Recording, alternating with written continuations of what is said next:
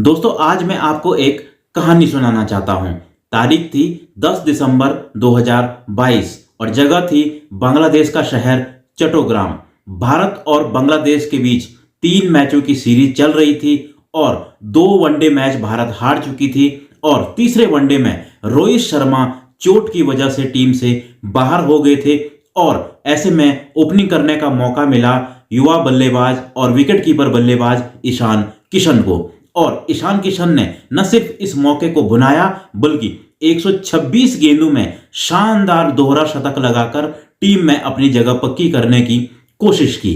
लेकिन उसके 1 महीने बाद जब अगला वनडे भारत की टीम ने खेला तो ईशान किशन प्लेइंग 11 से बाहर थे। और ईशान किशन के साथ सिर्फ यहीं पर ऐसा नहीं हुआ है बल्कि पिछले 1-1.5 साल से अगर आप देखोगे तो ईशान किशन के साथ कुछ ऐसा ही हो रहा है।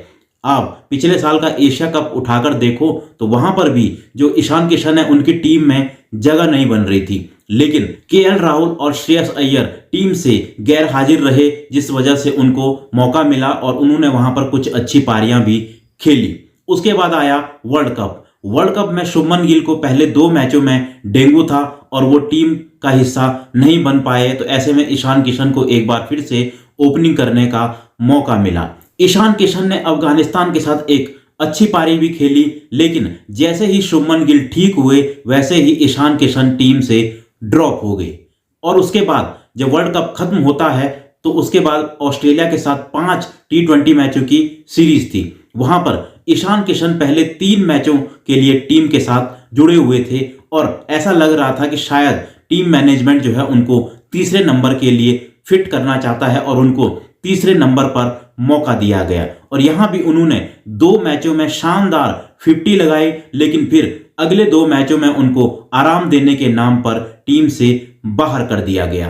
अब आप सोच रहे होंगे कि ईशान किशन के साथ गलत हो रहा है, तो आप बिल्कुल सही सोच रहे हैं, लेकिन आप ये भी सोच रहे होंगे कि इन बातों का ईशान किशन के ड्रॉप होने से क्या लेना देना है। तो इन बातों का ईशान किशन के ड्रॉप से लेना देना है, क्योंकि पिछले महीने ईशान किशन ने जो टेस्ट सीरीज होनी थी साउथ अफ्रीका में, वहां से अपना नाम वापस ले लिया था और इसके पीछे उन्होंने कुछ पर्सनल जो है रीजन बताया था टीम से अपना नाम वापस लेने का।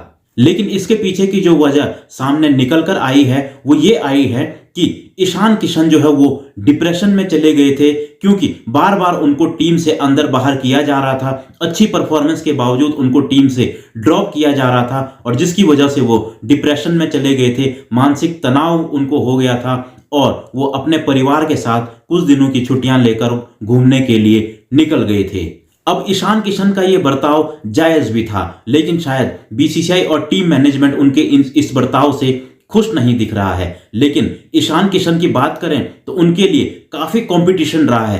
पहले ऋषभ पंत के साथ उनका कंपटीशन था, बाद में केएल राहुल भी एक विकेट कीपर बैट्समैन के रूप में जब टीम में आए तो उन्होंने भी उनको पूरा कंपटीशन दिया और उनकी वजह से भी टीम में उनकी जगह नहीं बन सकी। वहीं ओपनिंग की बात करें तो ओपनिंग में यशस्वी जायसवाल और शुभमन गिल की वजह से उनको मौका नहीं मिल पा रहा है और शायद इसी वजह से ईशान किशन जो है वो डिप्रेशन में चले गए थे और उनको लग रहा है कि T20 वर्ल्ड कप के लिए भी उनकी जगह टीम में पक्की नहीं है। तो ऐसे में अब सवाल ये उठ रहा है कि क्या ईशान किशन के लिए दरवाजे अब बंद हो गए हैं? क्या अब टीम में उनकी जगह नहीं बन पा रही है? इसका जवाब ये है कि ईशान किशन ने जिस तरह से डिप्रेशन की वजह से ब्रेक लिया है उससे बीसीसीआई, टीम मैनेजमेंट और यहां तक कि कोच राहुल द्रविड़ भी नाखुश हैं और उन्होंने ईशान किशन के इस बर्ताव को गलत ठहराया है और शायद अब वो ईशान किशन से आगे बढ़ने की सोच रहे हैं। इसका मतलब है कि टीम इंडिया में ईशान किशन की एंट्री काफी